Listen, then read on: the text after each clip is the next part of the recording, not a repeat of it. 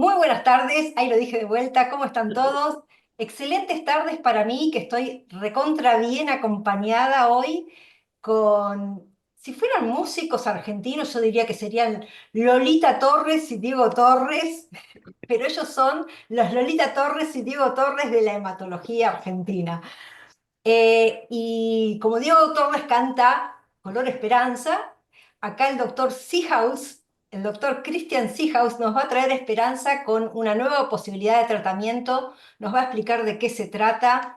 Es el último tratamiento aprobado acá en la Argentina y bueno, nos va a contar absolutamente todo porque sabemos muy poquito, la verdad, de eso. Así que les doy la bienvenida a ellos, primero a la doctora Dorotea Fante y luego al doctor Christian Seahouse. Bienvenidos. Gracias, Ay, me vuelve Mariana. loco.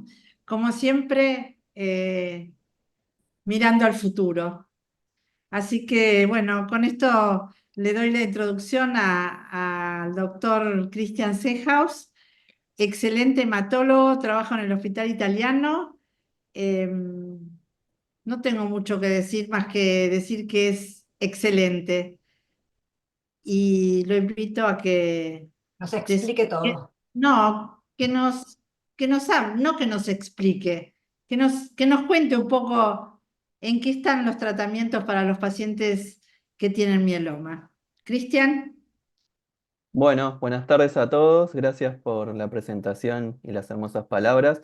La idea es, un poco en estos minutos, que charlemos de este nuevo tratamiento que tenemos aprobado en Argentina y un poco sobre todo de la clase de estos fármacos que cada vez vamos a tener más posibilidad de utilizar y sobre todo con el futuro van a ir apareciendo nuevos fármacos y nuevas aprobaciones que sobre todo son tratamientos, como decía Mariana, esperanzadores porque se nos abren el abanico de posibilidades a la hora de tener que tratar la enfermedad.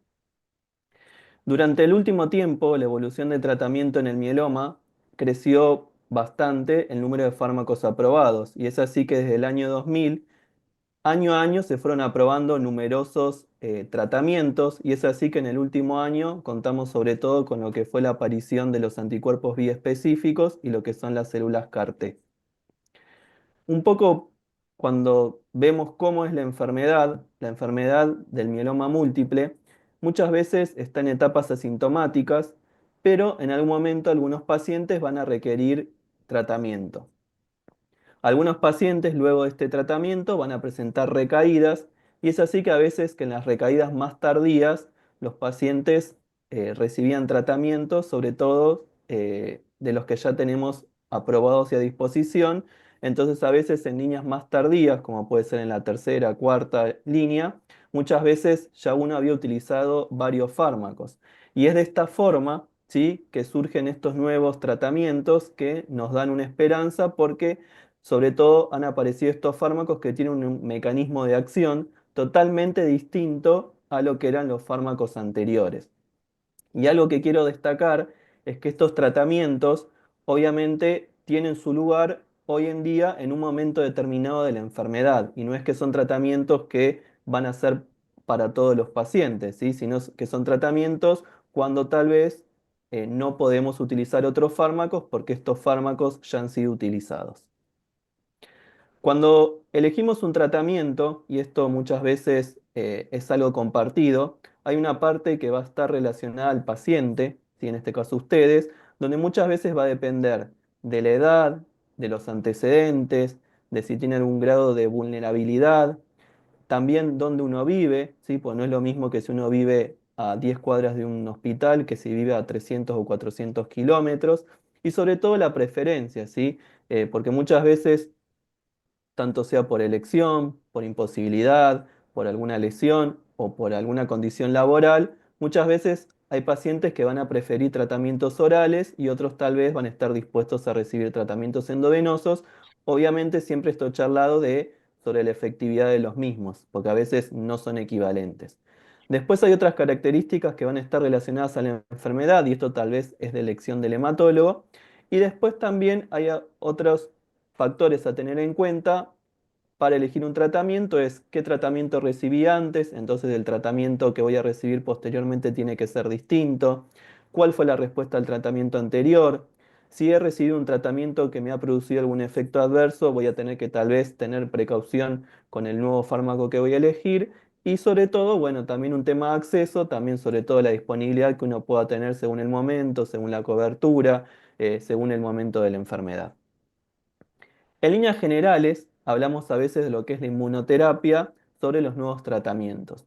Pero dentro de la inmunoterapia hay un montón de fármacos, ¿sí? Están los que son los anticuerpos monoclonales, que actualmente en los tratamientos se van corriendo cada vez a líneas más tempranas, pero que son moléculas que se pegan directamente a la célula del mieloma en este caso, que es la célula que uno ve acá en el centro, la célula azul. Después están los anticuerpos conjugados, que es algo ya ves un poco más moderno, donde son moléculas que se le agrega una sustancia y esta sustancia a través de este receptor ingresa a la célula y produce un daño en la célula del mieloma para destruirla. Después están las células CAR-T, que son otras células modificadas, unos linfocitos modificados que ahora voy a explicar un poco más adelante.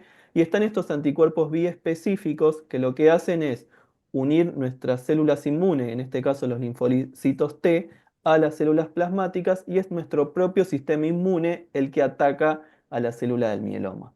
Y de esta forma surge un poco de tratamientos, por decir de una manera, revolucionarios o con un mecanismo de acción distinto.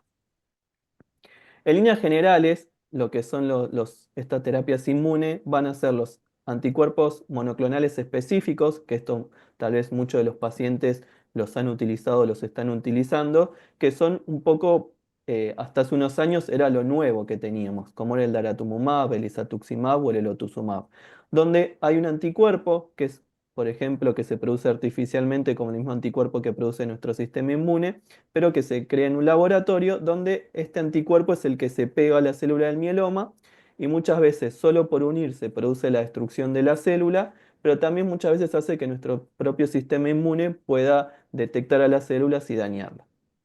Después están los anticuerpos conjugados, que por ejemplo hay un fármaco que se llama belantamab, que aún todavía no está aprobado, sí se utiliza en ensayos clínicos, pero que se le pega como una molécula a este anticuerpo y lo que hace es introducirse a la célula, en este caso a la célula del mieloma, y lo destruye. Después están los anticuerpos biespecíficos, que como decía Mariana, esta es una nueva aprobación que tenemos disponible en Argentina y en muchos países de Latinoamérica y del mundo, donde lo que hace es unir a la célula del mieloma a nuestro sistema inmune y a través de eso el sistema inmune es el que se encarga de dañar a la célula del mieloma. Y tenemos lo que son las células CAR-T o CAR-T-cell, que actualmente no están disponibles en nuestro país, solamente a través de algunos ensayos clínicos y si hay algunos países que lo tienen aprobado, pero no para todos los pacientes, sino para algunas situaciones específicas, donde es un linfocito T que se le pone un receptor de otro linfocito, es un linfocito del paciente que se manipula genéticamente para que sea lo mismo, el propio linfocito que vaya atacando a las células del mieloma. Y es así como que, bueno, pasamos al primer fármaco, que es el belantamab, que es un anticuerpo conjugado, que son tratamientos que han mostrado, tanto solos como en combinación, que tienen muy buenas respuestas, incluso cuando uno los utiliza a veces en líneas avanzadas. Sí, sabemos que a veces cuando uno utiliza los fármacos en etapas o en líneas muy, muy tardías, o sea, a partir de cuarto, cinco, seis líneas, las respuestas son menores. Pero cuando aparecen estos fármacos, uno empieza a ver que las respuestas mejoran un montón. Este fármaco se ha probado por algunas organizaciones de salud que se encargan de aprobar fármacos en el mundo, como que son las asociaciones de Estados Unidos, que es la FDA, o la Agencia Europea de Medicamentos, pero estas aprobaciones han tenido algunas objeciones y actualmente se están utilizando en combinación con otros fármacos y acá es donde empezaron a mostrar mejores resultados. Actualmente tenemos varios ensayos clínicos donde se fueron ajustando la dosis y un poco los que son los efectos adversos y uno empieza a ver que estos fármacos dan muy buenos resultados con tal vez un perfil de seguridad, o sea, para una seguridad para el paciente y con pocos efectos adversos, cuando uno tal vez fue cambiando el modo de administración o las dosis. ¿Qué uno tiene que tener precaución? Bueno, estos fármacos lo que puede producir es algunas alteraciones en la córnea, que se llama queratopatía, por lo cual es importante que una vez tenga controles oftalmológicos. Como todas estas terapias inmunes, pueden aparecer reacciones infusionales, después cosas que son comunes a muchos tratamientos, como es que bajen las células de la sangre, tanto los glóbulos rojos, los glóbulos blancos o las plaquetas, y también muchas veces se asocian a un mayor riesgo de infecciones.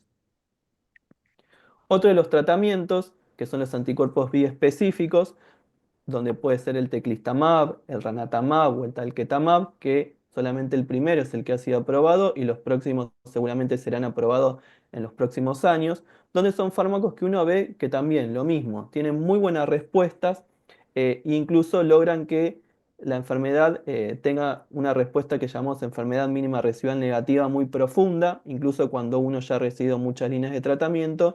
Entonces, la verdad que uno ve tratamientos que superan las expectativas a los fármacos que uno tenía actualmente disponibles. Estos fármacos ya han sido lo mismo, aprobados por muchas agencias regulatorias en el mundo. En Argentina está aprobado por el ANMAT, el teclistamab. Y lo mismo, aún tenemos muchos ensayos clínicos cuando uno también estos fármacos ya no los utiliza solo, sino que los empieza a utilizar en combinación con otros fármacos que tal vez ya están aprobados. Por ejemplo, uno los va a combinar con el daratumumab, con la pomalidomida, con la lenalidomida, ¿sí? O incluso en etapas más tempranas, y acá es donde uno todavía estamos tratando de entender cómo funcionan en otras etapas distintas a la aprobación actual. Hay algunos efectos que uno tiene que tener en cuenta, que esto lo vamos a desarrollar en un ratito, como es el síndrome de liberación de citoquinas, que es una respuesta inflamatoria que uno puede presentar, que también bajen los glóbulos rojos, los glóbulos blancos o las plaquetas, y lo mismo que hay un mayor riesgo a veces de infecciones y alguna precaución, que también les voy a explicar en un ratito más adelante, lo que se llama la neurotoxicidad o alguna toxicidad neurológica. Otro también de los grandes descubrimientos en los últimos años es lo que se conoce como la terapia celular por células CAR-T, que es cuando uno utiliza o modifica el propio sistema inmune del paciente, donde utiliza un linfocito T que se le agrega un receptor que se produce artificialmente, o sea, una molécula que va a detectar a la célula del mieloma, entonces tiene una combinación entre un linfocito B y un linfocito T. Esto también mostró excelentes respuestas en pacientes que ya habían recibido múltiples tratamientos, logran mayores tasas de lo que se conoce como enfermedad mínima residual negativa, que es como una de las respuestas más profundas que podemos tener cuando uno trata el mieloma. Y son fármacos que han sido aprobados actualmente lo mismo en Estados Unidos y en la Unión Europea. Actualmente es difícil estas terapéuticas, sobre todo porque tiene como una logística bastante importante, que uno tiene que recolectar las células, parece un trasplante en la forma de la recolección, el autotrasplante, que estas células luego se envían a otro país, esto se tiene que modificar genéticamente, tienen que volver, entonces bueno, la logística aún es un poco complicada, pero seguramente esto en un futuro sea más rápido, mejore y también nos ofrezca una posibilidad de un tratamiento muy alentador. ¿Cómo funcionan de esta manera los anticuerpos biespecíficos? Bueno, el anticuerpo biespecífico se llama así porque se unirá a dos sitios, ¿sí?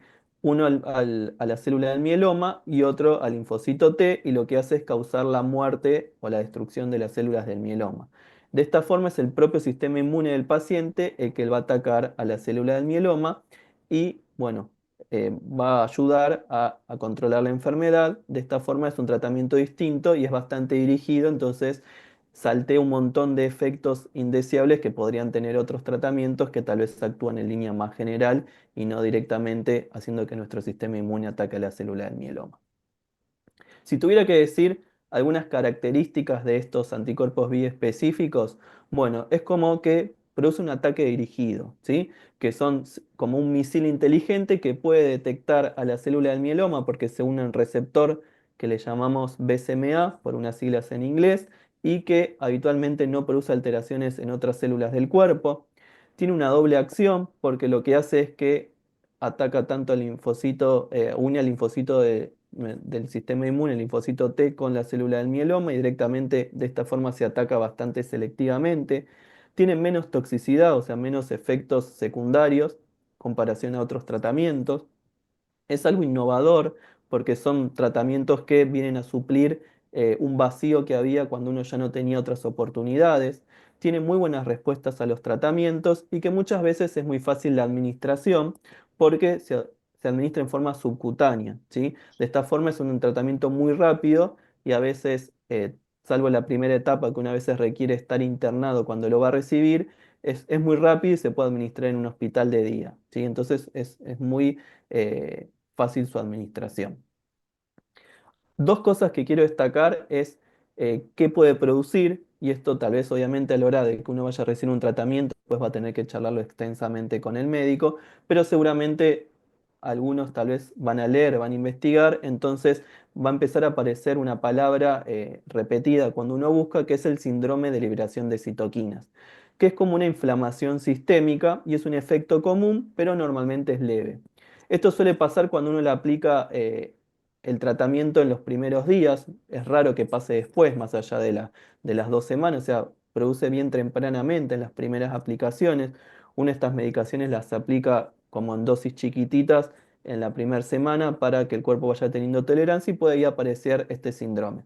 Lo más común es que uno tenga fiebre como un síndrome gripal, ¿sí? Eso es lo más común. Obviamente, si esto a veces evoluciona, uno lo trata a tiempo, puede ser un poco más complicado.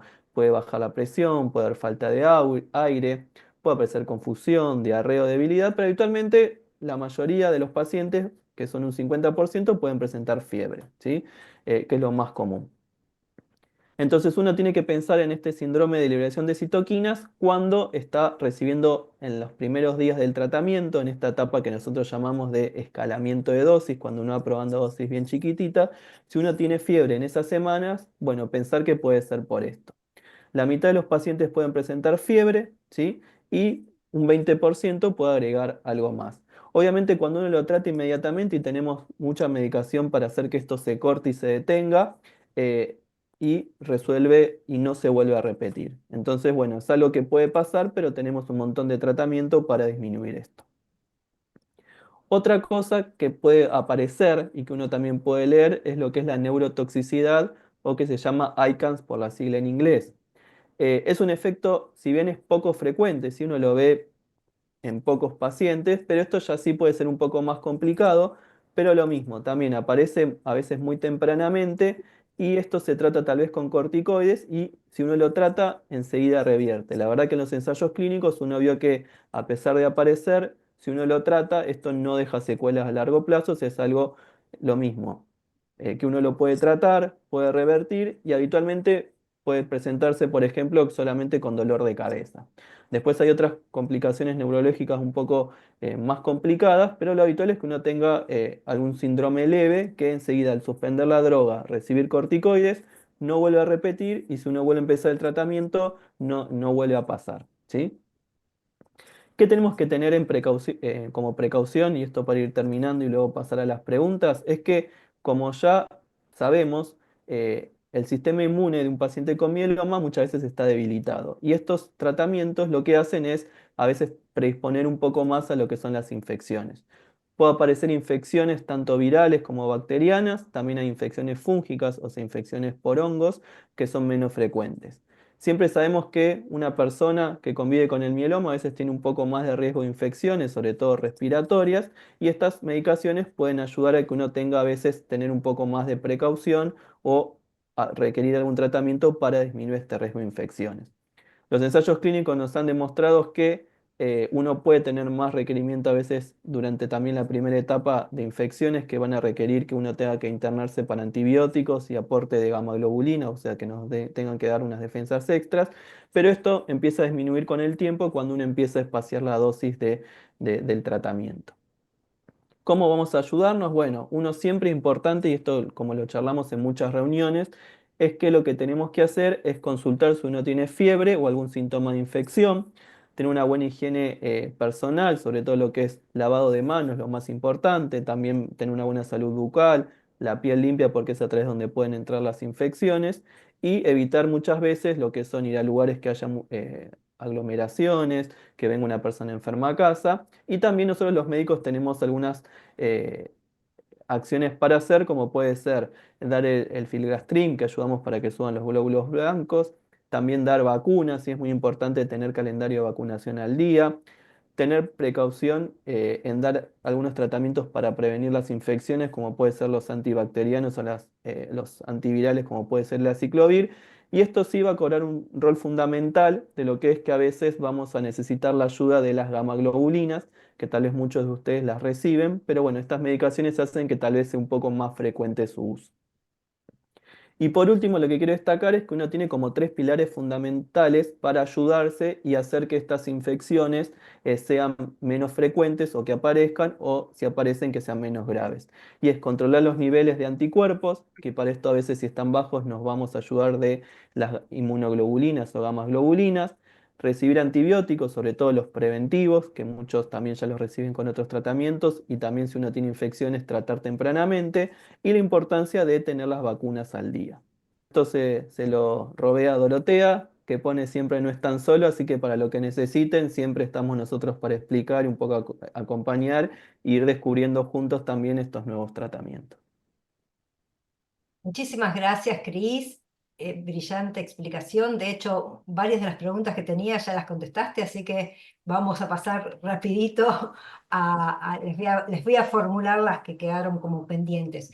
Una es, ¿quiénes son candidatos? Si las personas añosas por ahí no, las jóvenes no, y en qué momento de la enfermedad se prescribe según la aprobación acá en nuestro país.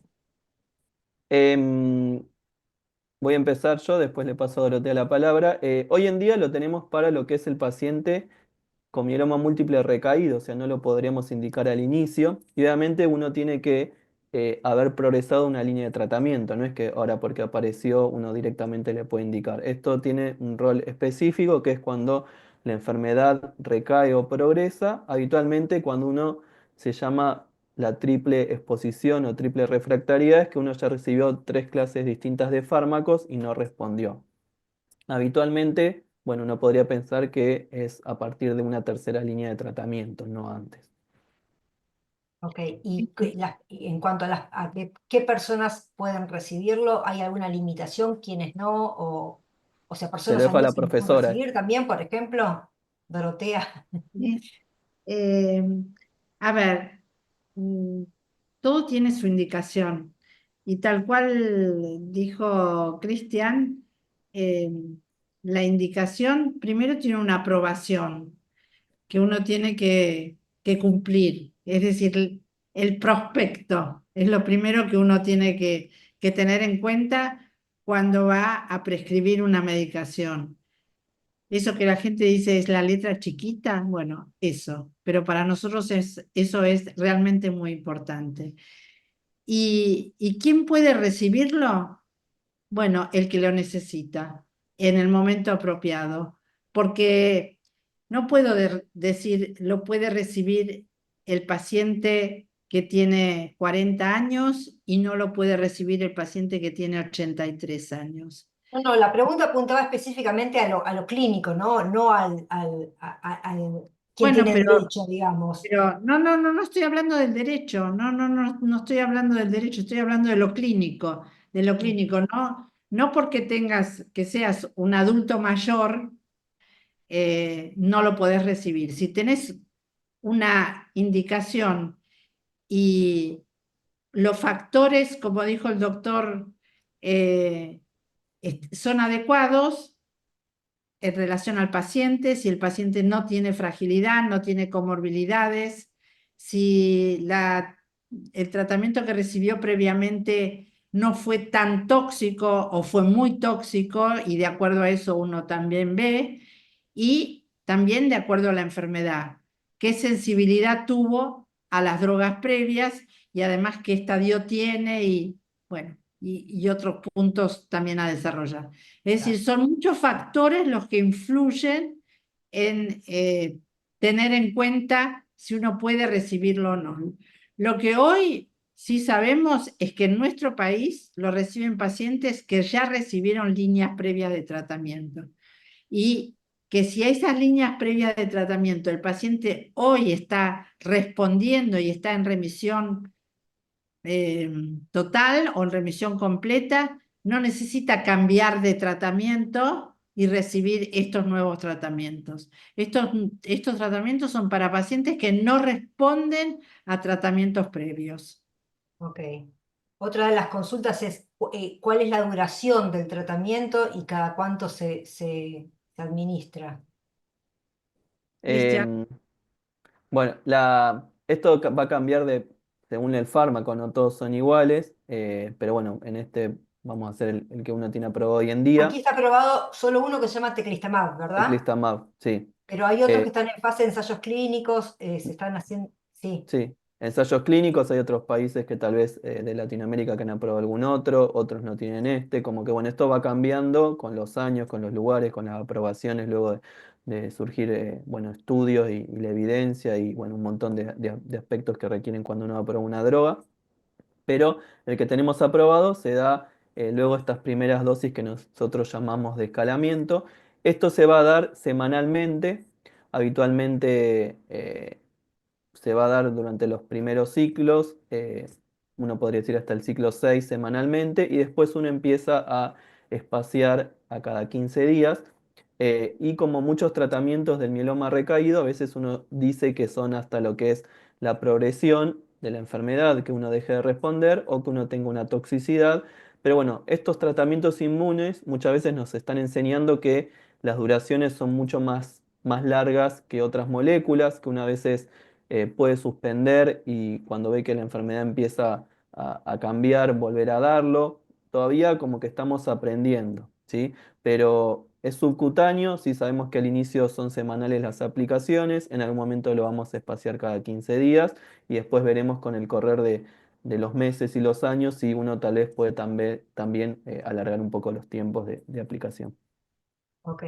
Y de las últimas preguntas previas, y después paso a leerles un par de las que están en el vivo ahora, es cómo se hace el seguimiento o el monitoreo. ¿Es igual que con cualquier otro tratamiento o hay que buscar algo más específico o algún estudio específico?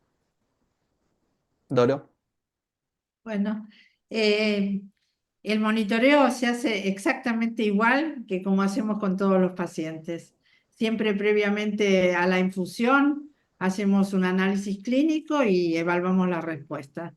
Es exactamente igual que lo hacemos con cada una de las drogas que aplicamos en esta enfermedad. No hay ninguna Perfecto. diferencia. Diego dice, yo me estoy tratando una recaída con isatuximab. ¿Es de ese tipo? Es un tratamiento, como expliqué al inicio, inmune, ¿sí? Pero estos anticuerpos biespecíficos es algo distinto, pues tienen otro mecanismo de acción, ¿sí? Es como otro tratamiento que el isatuximab es el que muchas veces ataca a una célula y esto es al revés, es que nuestro propio sistema inmune se une y lo destruye sin mediar la molécula, el daño a una célula. Bien, acá Joseph, que vive en España y nos comenta a manera alentadora, dice que él estuvo con el teclistamab entre los años 20 y 23 en el Hospital de Barcelona y que ha sido ha sido el mejor tratamiento en los 25 años de mieloma. Bueno, parece que a Joseph desde España le dio muy buen resultado. Em, Respecto, y para ir terminando, Yo tengo una otra, pregunta acá. sí. Dice, al no haber arribado a la remisión total, ¿podríamos cambiar el tratamiento con un bioespecífico? Y hoy en Bueno, día, eso, digo, vamos a hablar un poco en general, a veces cada caso es particular y uno lo va a tener que charlar con su médico. Uno hoy en día tendría que cambiar el tratamiento si uno deja de responder. No hay una indicación formal, salvo bueno, algún paso particular o charlado un poco con nuestro médico, de uno cambiar tratamientos porque no responde profundamente, ¿sí?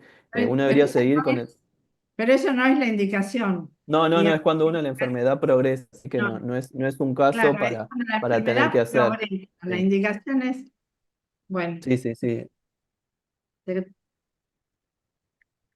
bueno, Sobre todo porque, bueno, hoy en día van apareciendo muchos tratamientos, entonces hay lugar para cada tratamiento en un momento indicado, ¿sí? perfecto. Y respecto de los otros biespecíficos que no están aprobados todavía, pero que están en camino, ¿el mecanismo de acción es el mismo? ¿Solo varía, digamos, la marca? ¿O tienen cosas no, diferentes unos de otros? no es que varía la marca, varía también el sombrerito que tiene. Cuando yo siempre explico que la célula plasmática tiene varios sombreritos, bueno, estos anticuerpos actúan sobre unos sombreritos y sobre los otros sombreritos, ¿sí? Es decir, por ejemplo, el teclistamab actúa sobre un sombrerito A y el talquetamab actúa sobre el sombrerito B. Y las toxicidades son diferentes, ¿sí? Pero los dos realmente son anticuerpos que tienen una muy buena respuesta. Perfecto. Bueno, ¿algo más por agregar por esos lares galenos? Yo creo que lo que podemos agregar es que esperamos que esto sea una medicación a la que todos nuestros pacientes puedan acceder realmente, y por eso encaro a la fundación y a todos los pacientes que siguen a la fundación que juntos trabajemos mucho, porque bueno, son medicamentos que realmente son difíciles de acceder. Entonces creo que hay que trabajar para que todo el mundo tenga acceso a ellos. Al respecto, Joseph vuelve a comentar algo, dice, no sé si mi pregunta corresponde a lo que estamos tratando, pero siempre pregunto en todas partes si hay alguna manera de conseguir que los pacientes participen en estudios clínicos.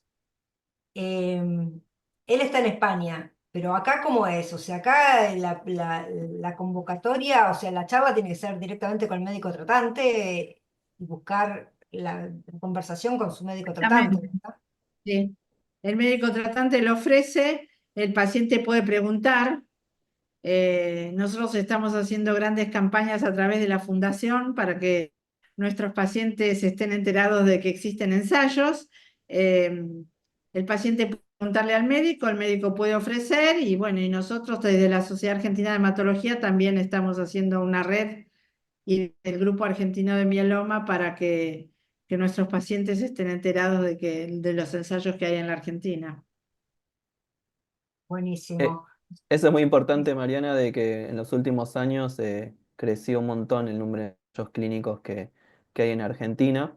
Esto, por un lado, nos abre como dos caminos. Uno es poder acceder a muchos más tratamientos que tal vez en otros países, como puede ser España, que recién decían, es habitual que una vez el tratamiento lo haga con un ensayo clínico. Y en Argentina, año tras año, fue mejorando un montón. Y para eso necesitamos, bueno, también los médicos estar informados, ofrecer a los pacientes. No todos los centros, eso es verdad, van a tener posibilidad de dar a los pacientes ensayos clínicos, pero sí ese centro puede derivar al paciente a que se lo haga en otro hospital, ¿sí? No es que todos los centros tienen que tener ensayos clínicos, pero sí hacer Claro. la red, y a partir de que también desde el lado del paciente accedan a ensayos clínicos y a participar, también el país va a hacer que surjan más ensayos clínicos y puedan venir muchos más tratamientos porque saben que el país trabaja bien, digo, entonces bueno, es como un círculo y algo ida y vuelta que necesitamos todos. Perfecto. Se cayó Dorotea, me parece, de la conexión, pero bueno, se fue sin saludar, se ofendió. Bueno, nos saludan desde Oaxaca, México, Maxi, y Leo dice que lleva 42 ciclos con Enratuzumax. ¿Así se dice, Cris? Enratuximab o algo El así. Ranatamab debe ser. Enranatamab debe ser, pero Sí. acá está. No está aprobado para ser indicado. Sí está, ha estado en ensayos clínicos o en algún acceso tal vez parecido a un ensayo clínico, pero bueno, sí tenemos pacientes en Argentina que lo están recibiendo. Volvió Buenísimo. Doro. Volvió Sí, Doro. Bueno, Doro, volviste para saludar y despedirte. exactamente, me quedé sin batería. Qué mal. Bueno, yo en primer lugar agradecerle a los dos. Cristian, clarísimo, brillante, es un placer escucharte. Bueno, y Como Dorotea, siempre, como ¿qué siempre. decirte? Como siempre, un lujo tenerlos. Doro, Bueno, gracias, gracias, Cris. Eh, Volveremos a hacer una dupla conferencia. Creo que esto es muy útil para los pacientes, y gracias, Marian, por darnos este lugar. Muchas no, gracias. Esperamos para nuestra fiesta. 18 de diciembre, el grupo GELAM, aprovechamos para pasar el aviso. 18 de diciembre, el grupo GELAM los va a convocar y a invitar a un encuentro de pacientes y asociaciones de pacientes y médicos de toda Latinoamérica. Así que ya estaremos publicando ahí, va a ser un encuentro donde también vamos a poder compartir mucha información absolutamente valiosa. Muchas Bueno, gracias. Gracias a todos y les mandamos un abrazo muy grande. Estén bien. Adiós. Adiós. adiós.